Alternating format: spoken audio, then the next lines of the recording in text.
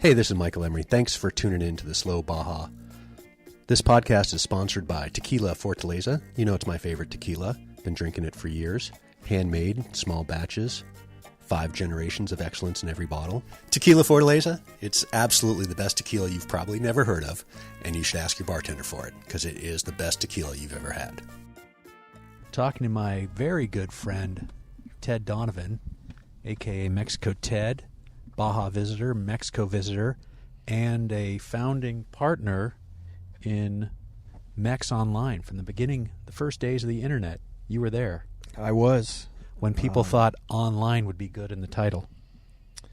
Exactly. We actually, my partner and I, Rolf Metzger, thought the idea would be better to shorten the Mex part and keep the online instead of just buying Mexico online. Mexico.com. Yeah, or Mexico.com, exactly. Let's have something cool like Mex online. It's worked great. There's a ton of followers, but sure would have liked to have Mexico.com. Hey, what year was that, Ted? 1994. 1994. You guys were pioneers. Are you the one person who didn't make any money in the internet? I could be. We had many opportunities to sell our brand, and I can even remember when we used to call Yahoo and ask them to add a listing to their search engine. Think about that now. You can't get anyone on the phone on the internet. Used to call Yahoo. Used to call someone at Yahoo. We had a personal number for one of the webmasters. So I'm aging myself. Remember when webmaster was a title? Like, hey, I'm a webmaster. That's aging ourselves right there, too. My kids don't know what that means. I think that just means hairy, in bad clothes. You wear sweatpants all the time. And you live in your mom's basement. You watch a lot of dragon slaying movies late night. Hey, Ted, we've known each other for a dang long time. Old friends. Been going to Baja together since probably somewhere 84-ish, I'm thinking. So we're talking in 2020. I moved to San Diego in 1984, so I'm sure our adventures down there began then. Yeah, as did I. I moved to San Diego in 84. I'm assuming we managed to get at least a trip to Tijuana in before the end of 1984. But we've spent some time driving around the Baja Peninsula. Where did your passion for Baja come from? You know what? I can remember as a child, my mom, she was a single mom, and we would come down to visit friends in Los Angeles. I'm originally from the San Francisco area. And she would just say, we're going to go down to Tijuana and Ensenada, and we're going to cross the border. So she'd put her, at that time, 2 kids in the car, and we would just come down here. And I have vivid memories of staying at a motel on the beach in Ensenada for a week as maybe a 6-year-old, somewhere in that area. I mean, to this day, I've tried to figure out where that hotel is. I couldn't tell you the name, but I think that put something in there. And then obviously when I came down to San Diego State, I had a passion for traveling, and I decided to get into Latin American studies, which made it easy for me to go to Mexico and Central America. You were doing your homework. Doing my homework, exactly. The only time. The least I could do. The only time I think During my 8 years at San Diego State, I had many a trip to just doing my Mexico. homework, going to Baja. You know, actually, I can, speaking about our relationship and especially Baja California, I was thinking the other day, one of my favorite trips of all time was, I believe, 1987 or 8. Myself, or you, Eric Solve, and myself decided to leave San Felipe spring break and drive in, I believe, a Toyota Corona. Yeah, exactly. To Mulegé. The Corona Extras, we used to call it. Yeah. Very little English or Spanish spoke between all of us, and we just went for it. Everyone at spring break thought we were crazy and we wouldn't come back, and it was one of the greatest trips I've ever been, especially on the Baja Peninsula. Yeah, so a couple things about that trip. Not politically correct. After, I think, 5 days of hard drinking in San Felipe when our friends were turning and heading back, wrung out, heading back to the United States. We decided we were going to head south. Didn't really have a good plan. We had the old Corona Extra, and I think we called it the Tres Conquistadores road trip, which is, again, politically incorrect, but it was a different time. And, again, didn't have a plan, just started driving south. As I recall, we had one of those foam pads sort of folded up. Yeah. There was a bench seat in that old Toyota, bench seat in the front, and we were sitting on the dang thing because we must have had all of our junk in the trunk. Yeah. I remember we stayed 3 sleeping bags and that foam pad and all a cooler, as much food and clothing as we can get into that little car. Yeah, and I remember one night, what town was that, where we slept in the bandstand in the center of town with the big rigs going down the hill. Yeah, that was El Rosario. And at that point, I was just learning Spanish, and I was trying to convey to the 2 police officers that showed up as we're trying to sleep on this bandstand because we had no money for a hotel. No money. What I was trying to tell them is we need to sleep. Beer. Can we sleep here? And I didn't realize at the time I was using the word or the verb for drink. So I kept asking the guy, can we drink here? And he kept pointing to a water fountain. And I kept asking him if it was okay. And he said, sure, you can drink whatever you want. And we ended up just thinking we could sleep there. And I seemingly get sleep and sad mixed up. So I would have been asking him, can we be sad here? Well, we were pretty sad because we stayed up, I think, most of the night listening to, I think we were making jokes about Pee Wee Herman's Large Marge. There, look at that. They're raking the baseball diamond. That's a beautiful little baseball diamond here. We're driving out of Tijuana heading towards Otay Mesa, and we've had a nice long day in Tijuana today, recording for the Baja Sessions podcast, and we are on our way to a shorter border crossing, hoping to find a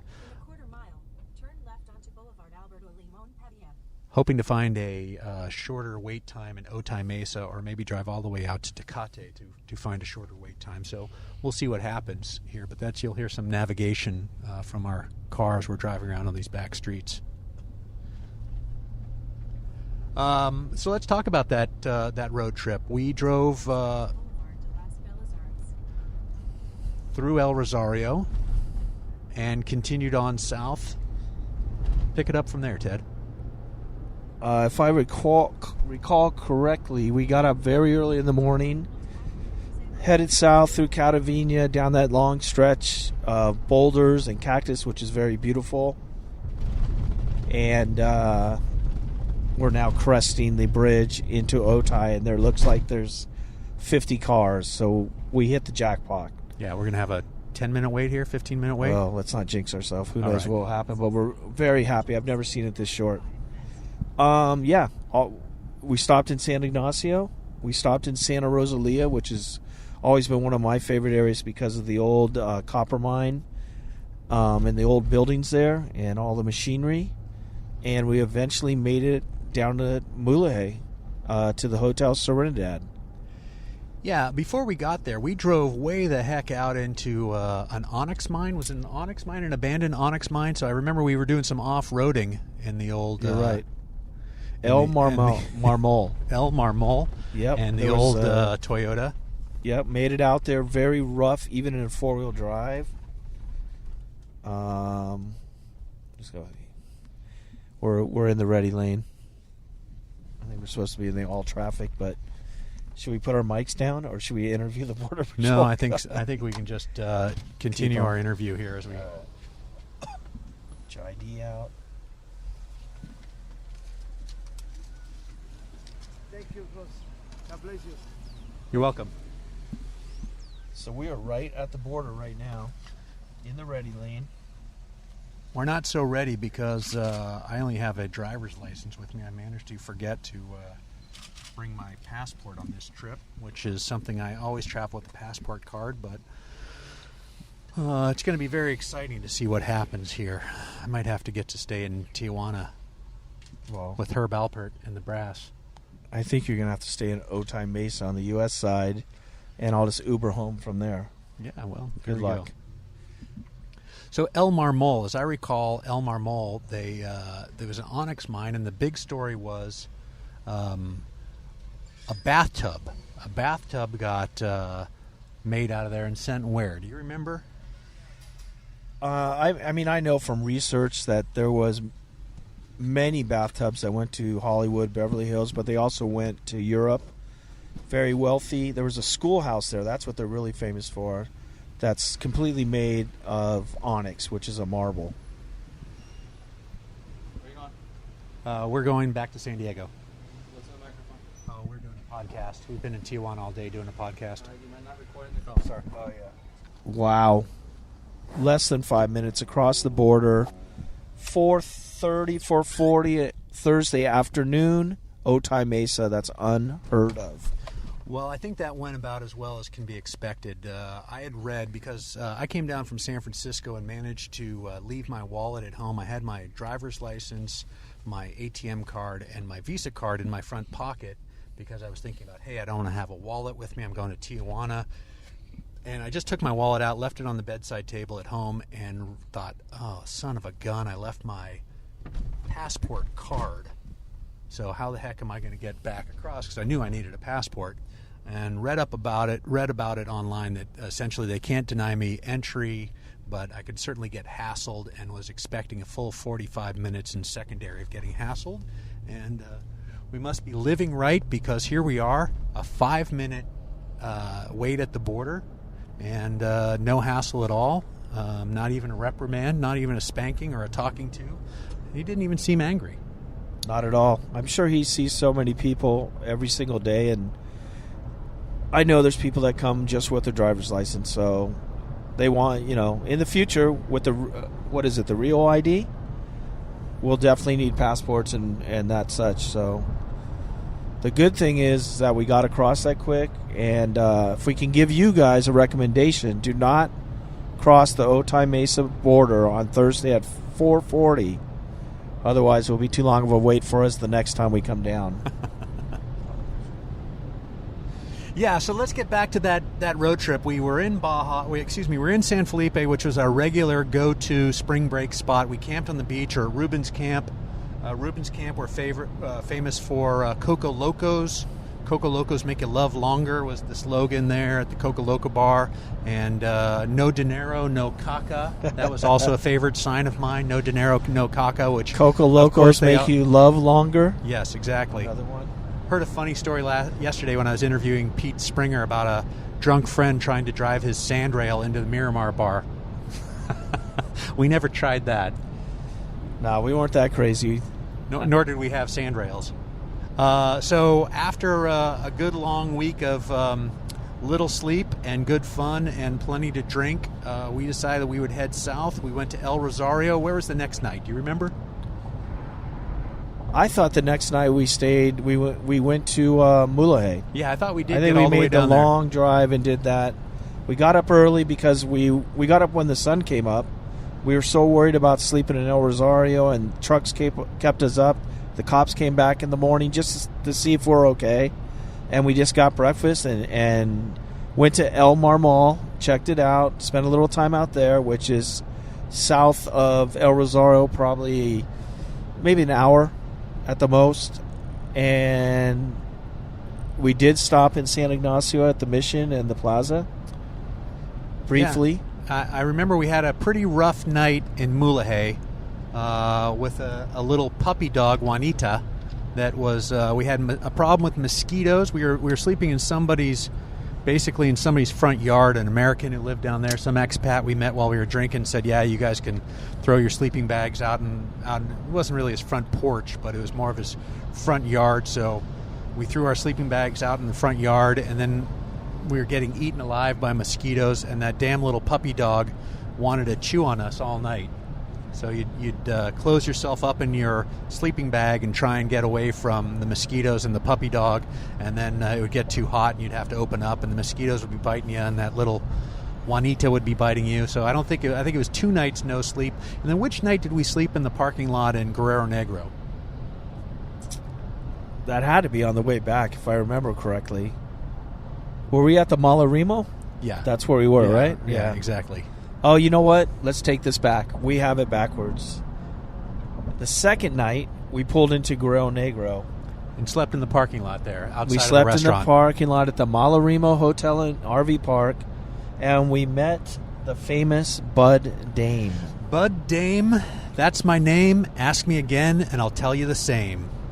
He was a character. Boys, let me tell you something. If it flies, floats, or fucks, rent it. Don't buy it. I'm driving down to Cabo San Lucas to get rid of a boat that I bought with my third wife and a condo that I bought with my fifth wife. Yeah, we walked in. Here's this older gentleman. He has his shirt unbuttoned down to almost his belly button. He's drinking a whiskey and Coke or a rum and Coke. I couldn't remember. I think it was a whiskey and Coke. Sitting by himself. We order a couple beers, probably some tequila shots, and he starts a conversation with us. Yeah, we just struck up a conversation. He was the king of hollow core doors in Boise, Idaho. $30 million a year door business. And he looked right at you, Ted, and he said, "You remind me a lot of me when I was your age." Yeah, he even offered me a job, which I probably should have taken. $18,000 a year, which would have been good money for you at any time.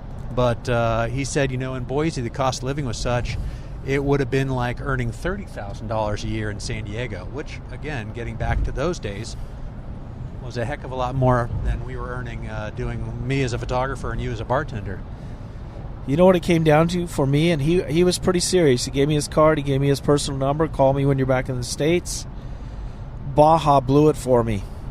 I thought, your first love. Wow, Boise's a long way from Baja, California. But, the funny How could I thing get is, down there? The funny thing is, he would just, who knows what he was on, but, he was an old guy. He wasn't a drug addict, but he would highball it from Boise to the border, and then he would drive straight to Cabo. 27 hours is what he told me. In like a Buick or an Oldsmobile. He would stop for a drink. He was in an older Oldsmobile. Stop for a drink, stop to get something to eat or to relieve himself, and that was it. He wasn't going to spend the night or anything. He was driving straight through. He had some unfinished business to do in Los Cabos. 5 wives. If it flies, floats, or fucks, rent it. Don't buy it. He looked at you and he says, he looked at me first. He said, you look like you're going to do all right. You're going to have some problems.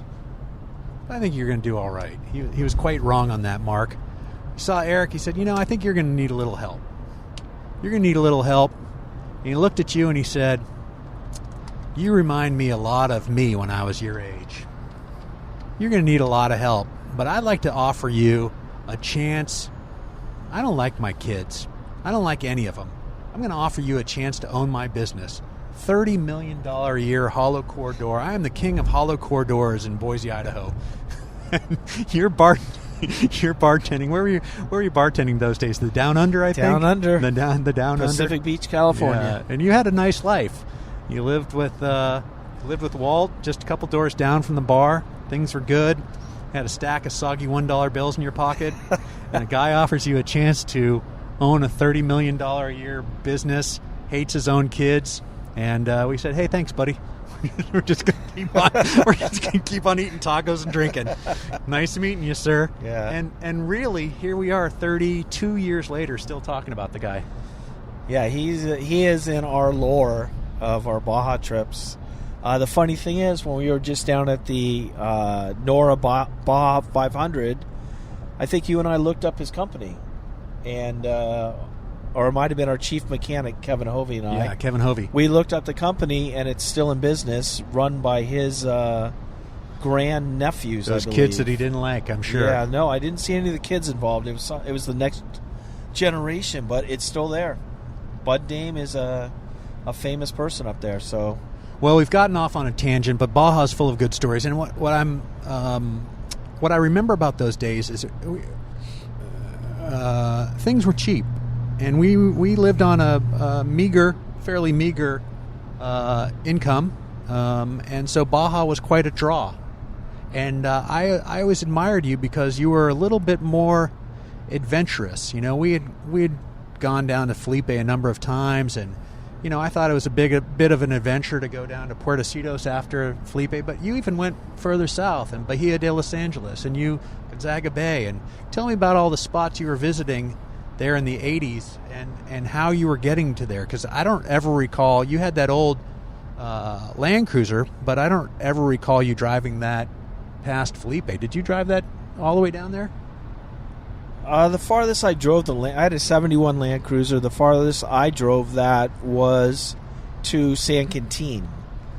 Obviously, I went out to Arendara because that's where I rolled it. But yeah, I would take that down to Gonzaga Bay, Puertecitos. I also had a 1972 Fastback, Volkswagen Fastback. Could be wrong in the year, that I would use to take down there. Here's the deal. You start surfing and you get in the water and you have the bug. Surfers get a bug. They need to be back in the water. My bug was Baja California and in general Mexico and the Mexican people. So I had that bug. I would take off on solo trips without you guys or other friends if I wanted to go down there. I took a bus one time all the way down to Loreto from Tijuana early in the days and took the same bus back 6 days later. That was just my thing. I many a times I would get in the car and just go solo and go explore somewhere up in, the mountains or the beaches or anywhere. I would always try to get my friends to go, but if they couldn't, I took off on my own. So I have the bug, and it's still in me. Baja is my mistress. Well, I'm wondering where we go next with that. We go straight away. The mistress part? Yeah, the mister. A guy once told me that the mistress goes between the mister and the mattress. That's where the mistress goes. Yeah, my wife is aware of my mistress. They get in a lot of fights. Yeah, well, tell me about, again, going back to our college days. Tell me again about. We spent the day in Tijuana. Tell me about your adventures in Tijuana. I was at the Bull Ring. I don't think I was ever at the Bull Ring with you, but we were just at the Hialeah Arena. What sports did you see? Where did you go? I know that there were some epic late nights where, the party's fizzling out at midnight and somebody gets the bright idea of let's go to Tijuana. And why not? It's only 25 miles south. Dump your car at the border, walk across, and the adventure continues. I mean, Tijuana, first off, Tijuana, there is a lot of drinking when you're going over there, so not all these memories are clear. Yeah. And I will go back to one thing. I was at the bullfights with you at least 2 times. So there we go right there. I am in a photo with you at the one downtown. Our memories are my memories are fading. Everyone is. Many a time spent down there. I've seen highlight. Been to both bull rings. I liked going to the bull rings. I liked the tradition and the history. I didn't particularly like the killing of the bull.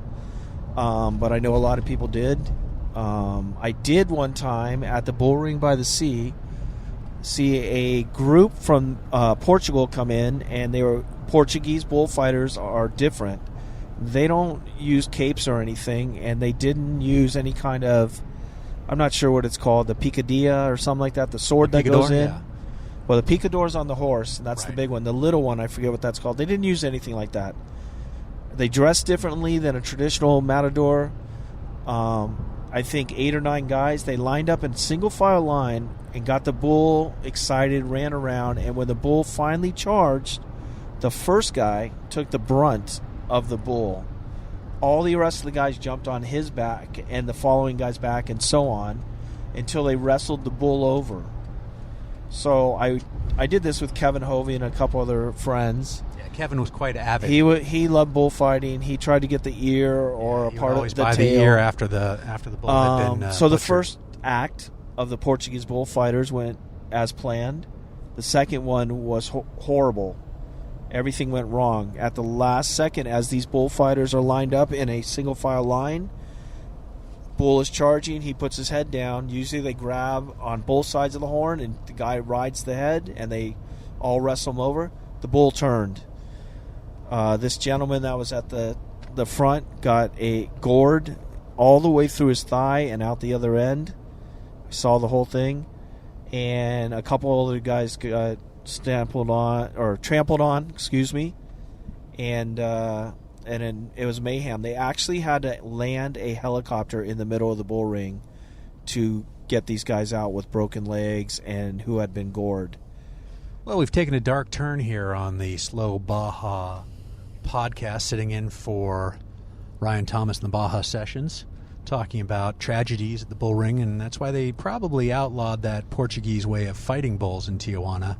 I did see in the south of France where they fight bulls by putting little pom-poms onto the horns when the bull comes, and basically they also, the matador also leaps over the wall, so the bull can, sort of run the guy out of the arena, but the real goal is not to harm the bull, but just to put these little yarn pom-poms onto his horns.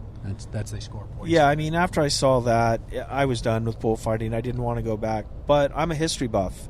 So what happened for me as they started to close down the downtown Tijuana bull ring, I went there and took a full day's worth of photos. Walked around to the old paintings and the old ticket booths, and inside the arena I was allowed in. That part I love. The bullfighting I don't need. I've also done that in Mexicali. I've done that at the bull ring by the sea, where I've gotten permission to go in when no one's there and photograph them. So, as I said, I love history. I love culture, tradition, not necessarily the killing of the bull. Yeah. But, carne asada tacos aren't bad. Yeah. I mean, as Kevin Hovey always said, this bull is going to feed people. It's just the way they die. Yeah, that honestly, not making light of it. Yeah. That's But I also had the opportunity, like I told you, to see Highlight. We used to go watch that. We didn't understand many of the rules. The great thing about Mexico is somebody will always offer to enlighten you on anything. They'll even come up to you and look at you, and if you seem like you don't know what's going on, Mexicans are some of the friendliest people in the world. All right, that scared me. There's a rabid dog in here. Sorry, that was my car phone barking at us. Had to decline that call. But we had some really good times watching Highlight, and you get to bet on it. Horse races, I've been out to Caliente. Went to the dog races even once. I was pretty adventurous, and I wanted to see and do everything and decide what I liked from there. So you've been down to the tip and east and west, and obviously we just drove 3,000 miles in my old Land Cruiser, the Slow Baja Land Cruiser, a year ago on the BajaXL, and a couple months ago 500 miles on a weekend around Ensenada on the NORRA Mexican 500. What are some of your favorite spots in Baja, Ted? I'm not particularly fond of Los Cabos. I do like it if I'm going to go for a short vacation, but I feel like there's, for me, too many people. I mean, there's great hotels, great restaurants there. Fishing is unbelievable. There's, now there's zip lines and off-road racing you can do. I like to get away from it and be in the smaller towns. Mulegé is a favorite place. Bahia Concepcion, even Loreto, I'm fond of. I love the old missions, and anything historical like that you'll find me at. And I like to be out on beaches where there's very few people. So I've been almost everywhere. I'm sure there's tons of smaller places I haven't been, but I like to be adventurous and travel and see new things or see history. So I do go to Cabo a couple times a year, and I do enjoy myself. But if I'm going down there, I'm only staying a couple days, and I'd rather go up to Todos Santos or go around the other way to the East Cape. So we had a pretty nice night in Todos Santos. You were able to arrange a lovely night in a hotel right there in downtown. Can you tell us a little bit about some of your favorite spots in Todos Santos? I can, if I can remember the names of the places. The hotel we stayed at in Todos Santos was the Guaycura. They also have a beach club called El Faro and a beautiful ocean view restaurant above that called El Mirador. And let me just interrupt you because all three of them were lovely. I mean, really a lovely place. So I was thinking while you were talking about Cabo, you've got a wife and 3 children, young children. Cabo's a darn nice place for a all-inclusive or a big family vacation where you just want some sun, and you're still in Mexico. You're not going to Hawaii where it's all sanitized. So the food's good and the weather's good, and it's easy to get there from Southern California. But Todos Santos, I think that's still for me anyways. It's still a cut above. It's a little precious. It's magical. It is one of the magical villages of Mexico officially, along with Loreto and Tecate and Baja. What do they call that? Pueblo Magico? Exactly. You got it. Here's the deal. My wife loves Cabo. She goes more than I do. And when we travel with the kids, we usually go to Cabo and we have a great time. I just like to be in smaller towns. There's nothing wrong with Cabo at all. In fact, the cool thing about Cabo, and now what they're promoting it as, Los Cabos, is you have the downtown marina and the beach resorts there. That's Cabo San Lucas. You want the smaller version of that? You have San Jose del Cabo, a little more historic, the original town. It's 50 miles away and in between is a great area called the Corridor, and there's tons of beautiful resorts and little bays and beaches there. So Cabo gives you a lot of everything. And going back to Todos Santos is only an hour north on the Pacific side. The East Cape is an hour and a half on the Sea of Cortez side. So Los Cabos is that whole region, and there's many things to do there. Yeah, I recall on our BajaXL trip, we spent a night in Cabo Pulmo, and I really wished we'd had more time to get out in the water and do some snorkeling and check that out, because that area resonated with me. It was just really, as I said, muy tranquilo. It's just a calm place. I'm with you. If I could avoid the hubbub of Cabo San Lucas, I'm going to do that. And I'm yeah, sorry, Ted's giving me hand signals just like we were in the old Lucha Libre La Carrera car. Ted's giving me hand signals as we're driving. We're doing this interview. We're doing this podcast while we're driving back from the border, which I don't know the regulations of holding a microphone and driving. We're not hands free. So Ted's giving me hand signals on how to navigate the highways here in San Diego. If you're speaking of the BajaXL, that was a fantastic race. They did a great job. I love how they intentionally had it unorganized, although there was a medical team and there was organization from the leader of this group. And the cool thing about that is a lot of the people had never been down there before, and even I had not been to a couple of the small spots, is that you got to see little portions of the Baja Peninsula while you're on this race. The bad thing about it is you were there for a night. Yeah, we didn't get to spend enough time. No, there was not enough time. We actually made a decision to put a little more time into Todos Santos. We skipped Cabo. Some teams wanted to go down and check out Cabo.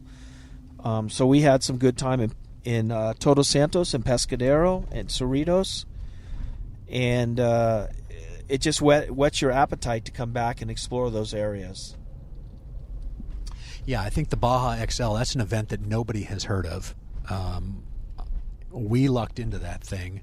140 cars from around the world, about 300 plus people on the thing. And obviously we had the oldest vehicle, and since we were powered by Tequila Fortaleza, we had a very nice time working as brand ambassadors, sharing that magic elixir with the other folks there, and fell in with some guys, a very talented group of guys out of Los Angeles in an old Blazer that we met there in Pescadero, really. And I think we shared some tequila and some tacos, and that's the thing that I love most about Baja is you slow down. It's a different pace of living. Even though we had this sort of pressing itinerary of where we needed to go and what we needed to do, you get the tequila out, and you start talking, and the tacos are coming, and you just realize, you know what? Maybe those points for that, whatever we were supposed to do in Cabo, who cares? Let's just keep, staying here and just keep on with this great conversation and meet these guys. And of course, now we're a year later, and I'll be seeing one of the guys or two of the guys from that team tomorrow on my drive from Los Angeles to San Francisco.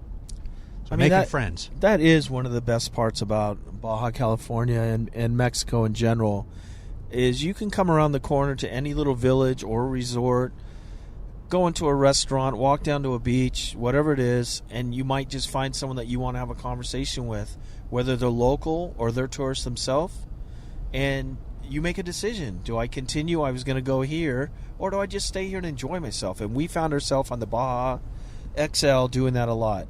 Obviously, we had the slow Baja FJ40 with the flat fenders, which is perfect for pouring tequila Fortaleza. Yeah, and lining up the shots. People knew when we were coming, and people gathered around us. It's it was easy to hang out with people and make friends and find out about people and find out what they liked about Baja. So that's why you and I get along so well. We like to do that. We don't need to get right there right now. We want the experience, the journey. Yeah, so you were talking about what people like about Baja. I think for me, slow Baja is as I've said, it's a portal to another era. It's a sepia-toned black and white photograph of a slower time where we were less burdened with living, and we were just out having fun. And I think Baja still represents that for me. What does Baja represent for you? I can put it this way. I had a good friend of mine that I've known for a while, and he liked Mexico, but he would always tell me that the minute he crossed the border, he would get tension and stress in his shoulders. And I would always say back to him, the minute I cross the border, all my stress is gone. So for me, Baja is relaxing, and it takes away all my worries and allows me to enjoy life and have a great time. So I return year by year, and whenever I can get a chance, I'm down in Baja. So I love it down there. I love the people. I love the country. I love the wilderness, the rustic part, the history, the racing, everything. The hotels, it's incredible to me. And listen, today we're in Tijuana. We found some places we've never been before. And we even showed Lencho, who was touring us around, a place that he's never been. So you can find new things in Baja California and throughout the peninsula every time you go down there. It never gets old. Yeah, I think the full array, from a beautiful hotel like the Guayacura in Todos Santos, to camping at Guadalupe Canyon, to a high-rise resort in Cabo, the full spectrum is there. And I think that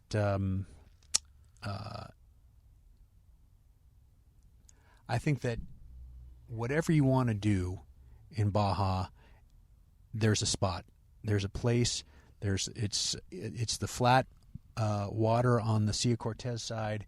It's the rugged coast on the Pacific side. It's surfing. It's fishing. It's now world-class windsurfing in Los Barriles. Obviously, world-class fishing. Great food. This whole we talked a lot about it today. The cuisine, the gastronomic rise in Tijuana now that they're not catering to gringos like they used to. There's a whole food scene that came for locals, by locals, and now it's chef driven, and the magnificent thing that I just want to go back and eat. I mean, we ate very well today, and we didn't even scratch the surface. Yeah, you're right. There are so many things out there that you can go see. It's funny because you used to think of Tijuana as Avenida Revolucion, all the bars. We looked for some of the bars that we used to go to when we were in college. They're not there anymore. They're being replaced by restaurants and shops, and there's Brew pubs. and markets, and just cool little funky places in there. It has now turned from party, tequila poppers into I got to come back because I didn't even make it up one block, and that's just the what they call Revu now, Avenida Revolucion. There's still Zona Rio, there's playas, there's so much to Tijuana, and that's just scratching the surface of Baja. And what Mike just said about it, basically what he was saying, it has something for everyone, and that is what every tourist person involved in Baja has been trying to say for a long time. So myself, I know I'm coming back, and I know Mike will be with me. Slow Baja is a movement. We're going forward with it, and we look forward to seeing all our friends down there and having a great time. So we're going to wrap this up, Ted. What advice would you have if somebody is going to take their first drive down to Baja? Maybe they're going to go whale watching. Maybe they're going to go to Mulahay. Maybe, they're Loreto or Todos Santos, wherever. What advice would you have to the first timer who's driving down from crossing the border? I mean, that's, the first thing you do a little homework. If you're driving, you have to have insurance. Your American insurance doesn't cover you. We're sponsored by Baja Bound Insurance. We love those guys there. Insurance is a key. On a personal note, don't get too wrapped up with Tijuana and you hear about violence and everything on that, especially if you're driving past it. You will be out of the city after you cross the border in 5 minutes. Going all the way to the whales, it's different. You got to slow down. You can't go fast. These roads are single roads. There's no shoulders. Single lane each side. Single lane each side. I'm sorry. Yeah. No shoulders. No divider. No divider once you get past Ensenada. So take it easy. Go slow. Enjoy it. Enjoy the journey. Sometimes I get emails from people, and I say, why not just go to San Felipe or Rosarito instead of driving all the way to Loreto? Some people can't do that. They have a week off. And I tell them all the time, do your homework. Find out where you want to stay. Drive slow. Pull over when you need to, and just have a good time. You're not in a rush. You're not Bud Dame. You're not trying to get down to Cabo in 27 hours. You're not in the Baja 1000 or the NORRA 1000. Take your time. Enjoy. There's so many things you can see out there. So just take your time, slow down, have fun. And where can people follow you? Where can people find you online to get the information that you've posted? You've got a number of sites. So tell us where people can find out more about Ted Donovan, mexicoted, Baja Visitor, all that. I mean, my main website is mexonline.com. We spoke about that earlier. Social media is all under Baja Visitor. So that's Baja Visitor on Instagram and Baja Visitor on Facebook. And on Twitter. And we even have a Baja Visitor question and answer group that you can join. And people will come in. That's on Facebook. People will come in and answer your questions for you. Everything Baja Visitor. If you're ever going to the mainland, Mexico Visitor. But if you're just looking for information on holidays or cities or that type of stuff, you can always go to mexonline.com. And you can always email me at bajavisitor@yahoo.com. Love answering questions. Hey, thanks, Ted. That was a lot of fun. We spent the day in Tijuana, checked out Dandy del Sur, had great tacos at Tres Salsas, and we managed to get across the border in about 5 minutes at Otay Mesa, which is just a miracle. You guys know what to do. Subscribe, share, rate, all that stuff, and I'll be back before you know it with another episode of Slow Baja. So thanks for tuning in. If you missed it, you can find all the links and the pertinent information in the show notes, so you can check that out on the website. And follow us at Slow Baja on Instagram and Slow Baja on Facebook for you old folks. Thanks.